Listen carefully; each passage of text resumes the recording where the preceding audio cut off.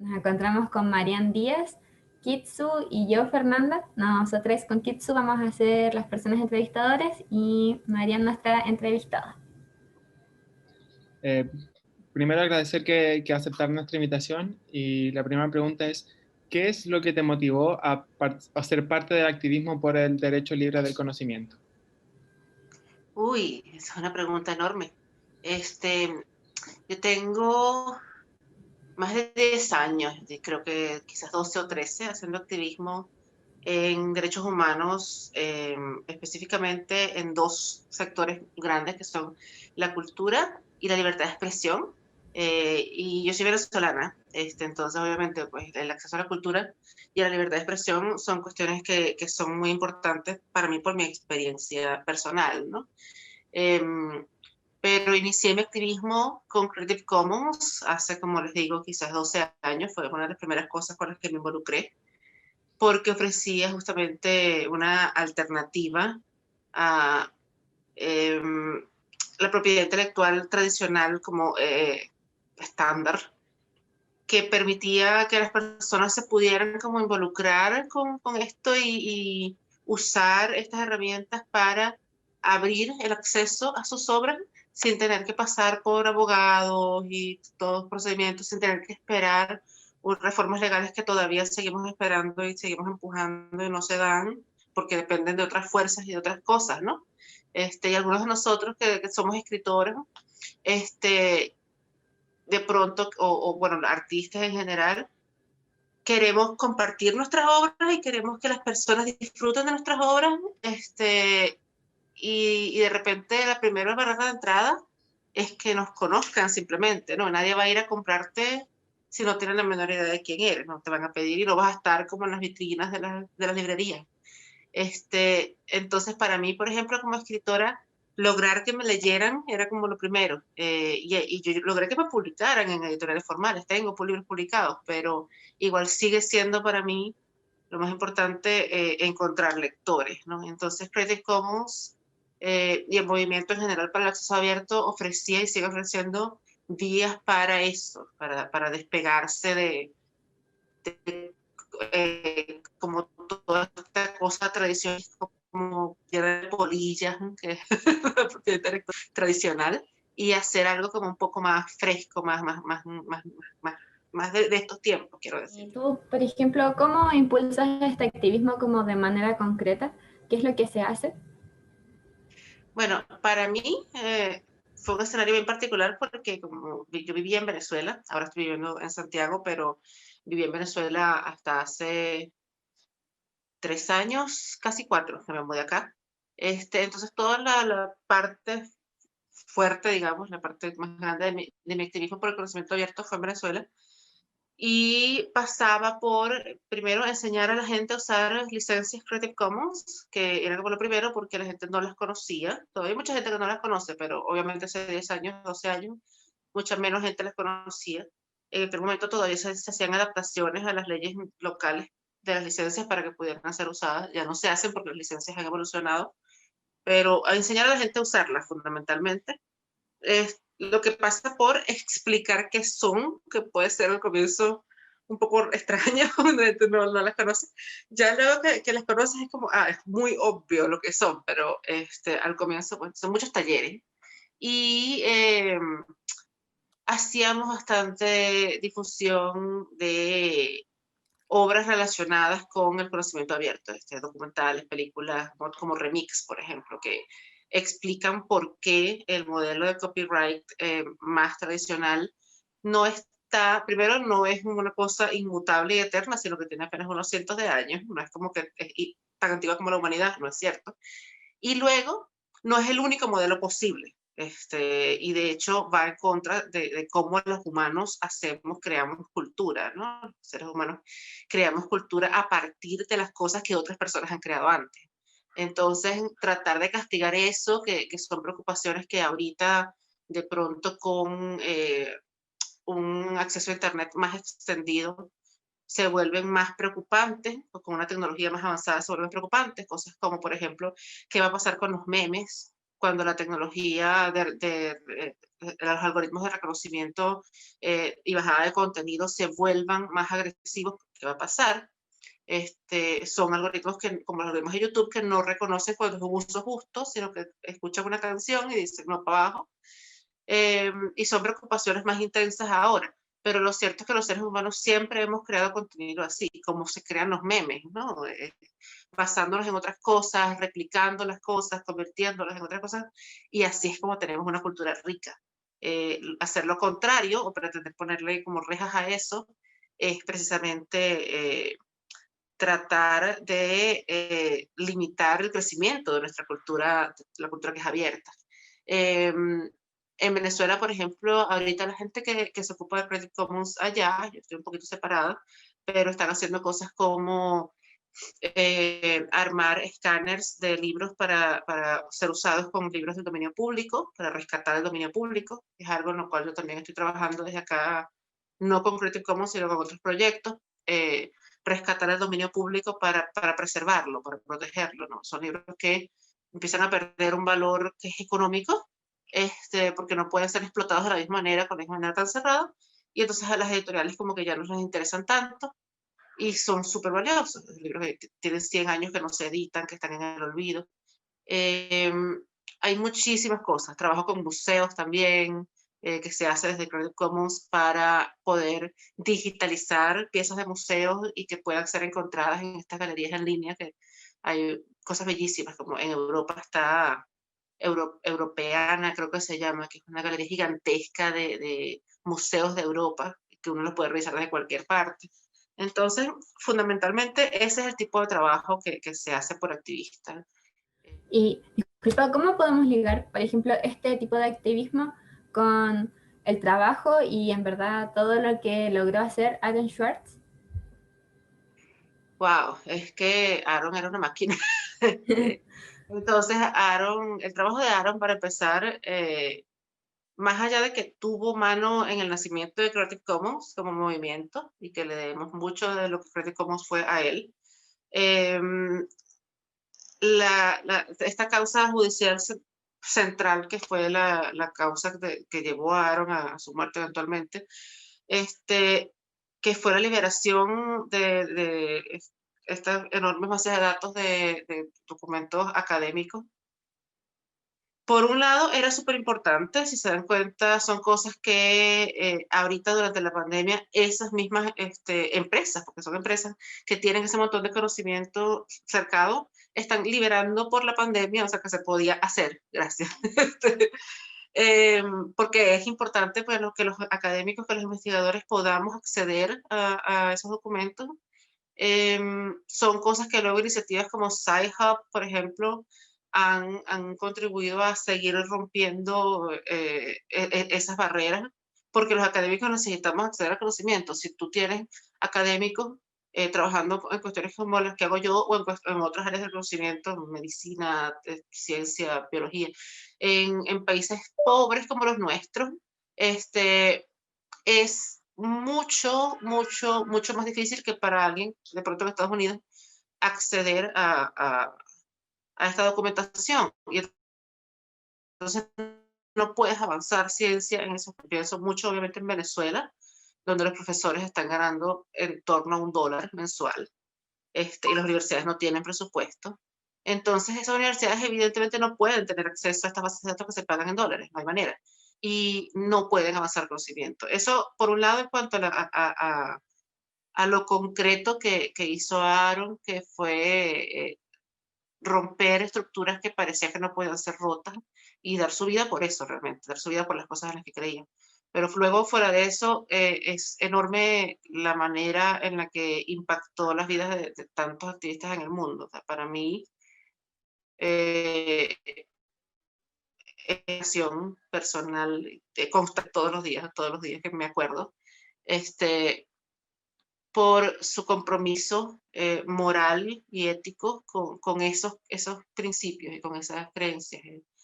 Yo que creo que los activistas a todos nos cuesta, ¿no? Ser activista, incluso cuando es tu trabajo, porque en mi caso yo eventualmente pude convertirlo en mi trabajo, trabajar para una ONG y ser investigadora, pero hay una dosis enorme de activismo en eso igual. O sea, uno trabaja en ONG y aunque tengas un salario, gracias Dios, no es tanto, ¿sabes? Como que no es que eres rico con eso, es que bueno, puedes vivir y uno agradece mucho, pero igual requiere muchísimo compromiso porque está tu corazón de por medio.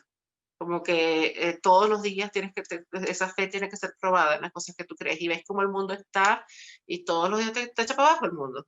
Como que en cuanto a una cosa o a otra, o sea, trabajo libertad de expresión, trabajo censura, trabajo privacidad, yo todos los días veo algo que me echa para abajo. Y hay varias personas que son un ejemplo constante como de inspiración. Y para mí Aaron es la más grande probablemente.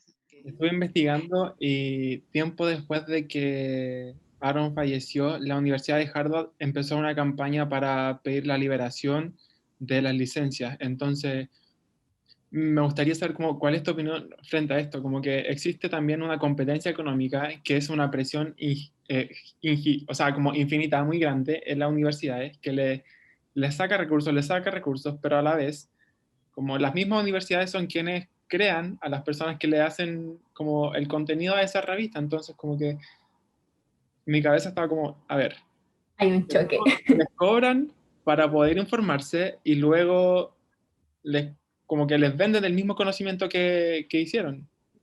Sí. Uy, ¿sabes qué pregunta tan difícil igual? Porque en ese caso en particular, a mí me genera muchas emociones encontradas, de las cuales una es la rabia directamente, porque es la clase de cosas que si tú hubieras tenido, como la universidad, hubiera tenido la capacidad de hacer eso que finalmente hizo unos años antes, Aaron estaría vivo. Y el mundo sería muy distinto si Aaron estuviera vivo, sencillamente.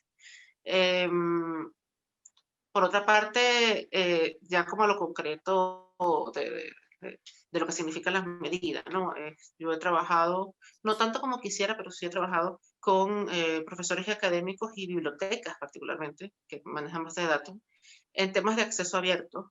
Y una cosa que he entendido es que solo las universidades grandes y la gente como Elsevier, que manejan estas enormes bases de datos de bibliografía, financieramente, desde su negocio, realmente les interesa mantener eso de esa manera. De resto, las universidades pequeñas, las universidades medianas incluso, las universidades latinoamericanas, no les interesa eso, les interesa el acceso abierto, les interesa las bases de datos de acceso abierto, las revistas académicas de acceso abierto, porque a estos académicos no les interesa bajo a la universidad para que la publique y luego tú mismo tengas que pagar por verla, por ejemplo. O sea, son cosas que, porque ellos no tienen beneficios de eso y no generan ganancias de eso tampoco. Lo que están haciendo es precisamente limitar el alcance que va a tener esa investigación. Cuando un investigador lo que quiere es que esa investigación tenga alcance, precisamente, ¿no?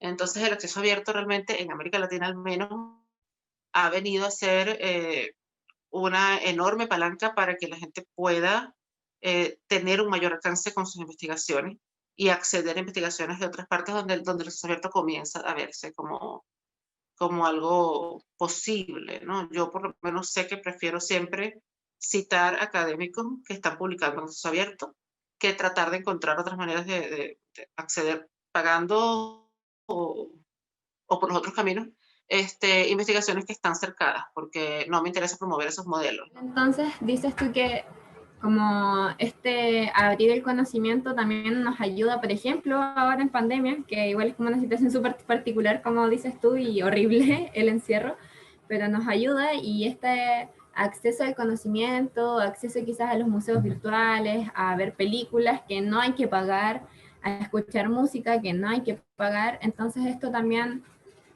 nos involucra como sociedad, dándonos como a entender que no necesitamos eso, no necesitamos el dinero para acceder a ello, y a la vez lo necesitamos quizás para ayudarnos a ser un poquito más felices, a quizás como a que algo irrumpa en nuestras vidas de manera distinta.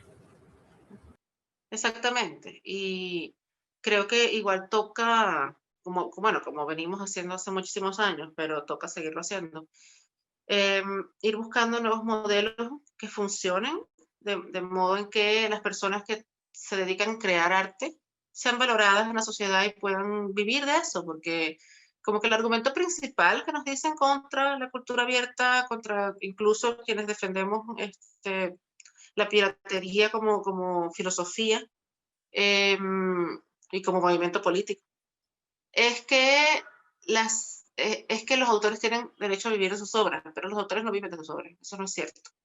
Yo soy escritora, les puedo decir que los autores no viven de sus obras. Viven de sus obras el 2% de los autores que son bestsellers, que se ganaron los premios y que están viviendo bien. Y bueno, más poder para ellos, por supuesto que sí, pero el resto no. Los trabajadores de la cultura viven mal, tienen que trabajar en 3 y 4 cosas diferentes, en cosas que tienen y no tienen que ver con lo que hacen. En los que pueden, pues viven en cosas aledañas a la cultura, o sea, trabajan en un museo, viven dando clases o cosas así. Y los que no se dedican directamente a otras cosas y hacen cultura cuando pueden, ¿no? Hacen arte cuando pueden. Entonces, no es cierto que el modelo que tengamos esté funcionando. Es un modelo precario que está roto. Y hay otros modelos que se están experimentando, bueno, muchísima gente que tiene Patreon o cosas similares, yo tengo un Patreon, gente que tiene Patreon, cosas similares para, todavía creo yo, mucho ayudarse, no tanto para vivir de eso, pero creo que es interesante como en el sentido de que son experimentos, y es la razón por la que, por ejemplo, yo tengo el mío, ¿no? Experimentar como realmente qué valor económico puedo darle a las cosas que hago sin que eso le reste acceso a la gente a las cosas que hago, ¿no? Y es súper interesante como ver todos los modelos económicos que se han ido creando, que han ido surgiendo, y de los cuales viven muchísimos artistas, obviamente con una base de fans grande, pero como experimentar con eso y ver cómo funcionó y de pronto tomar aprendizajes de eso para ver qué podemos llevar hacia lo otro, hacia las políticas públicas, hacia las cosas que son más institucionales. Muchas gracias, porque siento que lo que nos dijiste ha sido como súper brutal, que no me lo esperaba. De verdad no me lo esperaba, me tomó como por sorpresa, pero creo que como la crítica a quizás el sistema como precario en el que vivimos, quizás como tú dices, es súper importante y lo estás haciendo tú, que igual si eres escritora eres un artista y eres una académica y es súper potente que lo digas como a través de eso, como muchas gracias de verdad por la oportunidad, por poder escuchar eso. No, gracias a ustedes por darme el espacio para divagar sobre estas cosas que son cosas que me apasionan mucho, pero no siempre uno tiene chance de, por lo mismo, no tiene siempre una chance de hablar de estas cosas. Sí, igual quería agradecer como esta nueva perspectiva porque igual tenía como esta idea de como esta contradicción entre, bueno, los artistas no viven del aire, pero también las obras son súper caras. Entonces, ahí lo que vemos es que básicamente el artista también es precarizado por las distintas instituciones que interceden como en que su arte sea conocido. Y esa crítica yo la encontré, como dijo la Feña, súper fuerte, súper potente y que no solamente queda como en las artes como más académicas, sino que queda también en el baile, queda también en los músicos que vemos en el metro, que están como arrancando casi de los guardias, como para poder subsistir. Entonces, como que esta nueva realidad que no, o sea, al menos a mí que me hiciste notar, fue muy bacán y en verdad va a ser un aporte como en mi formación. Así que quería como agradecer como el espacio que tuviste en tu agenda para poder conversar este tema con nosotros y así mismo poder ampliar estas discusiones en nuestro espacio. Sí, de nuevo reiterar las gracias y me sumo a las palabras de Kitsu totalmente, como de ahora en adelante voy a tener una perspectiva distinta de cómo ver la cultura, probablemente. Dios mío, les cambia la vida. Si quieres dejar algunas palabras de cierre y ya estaríamos listos con la entrevista. Sí, como para volverlo a traer a Aaron, creo. Porque a mí lo que me vuela la mente de su vida tan corta como fue, es lo extraordinariamente rica en creación que fue, en legado, para quienes vivimos en Internet todo el día, ¿no? Entonces hay dos cosas que quiero como dejar como fijaditas como con un chinche, ¿no? No sé cómo se dice en Chile chinche, pero como... Alfileres. cosa de estas que... Sí, un alfiler, eso. La enorme variedad de maneras en la que uno puede participar en el mundo y crear cosas que ayuden a hacer el mundo mejor, aunque uno no puede imaginarse el tamaño que van a tener después, ¿no? Son cosas que pues empiezan pequeñas, obviamente. Y la segunda, que no es la triste, es sobre la salud mental, sobre la gravedad de la depresión. Obviamente la vida de Aaron fue muy complicada por unas fuerzas malignas que no necesitaban hacerle el daño que le hicieron. Estoy hablando concretamente de Estados Unidos. Pero también al mismo tiempo es súper importante. Yo tengo depresión crónica, eso significa que no se me va a quitar nunca la depresión, voy a vivir con ella toda mi vida. Y es súper importante que sepamos y que entendamos que es una enfermedad y es algo, y lo sigo diciendo a pesar de que es como una conversación que hemos tenido mucho como sociedad en los últimos años, que es una enfermedad y que como una enfermedad necesita atención médica. Yo sigo sintiendo que no se entiende y que no llega y que la gente no lo logra. Y mientras haya ese estigma por parte de otros, para quienes vivimos con una enfermedad es muy, muy difícil vivir como personas normales. Es terriblemente doloroso cada vez que pasa, cada par de meses que perdemos a alguien súper valioso por depresión. No sé, la lista es demasiado larga, de artistas maravillosos, de gente talentosísima, de gente brillante. Aparentemente es mayor la incidencia de la depresión en la gente muy brillante. Entonces, pues pienso en alguien como Aaron, ¿no? ¿Cuántas vidas habrían entrado en la vida de Aaron si hubiera tenido una vida completa, ¿no? Entonces eso para mí, como que todos se quedan un poquito pensando sobre eso, para mí es importante. Sí, buenísima, de verdad. Muchas gracias por tus últimas palabras, sobre todo. Nos quedamos ahí pensando, yo creo, en Kitsu por lo menos en este momento, todo eso. Así que muchas gracias, Marian.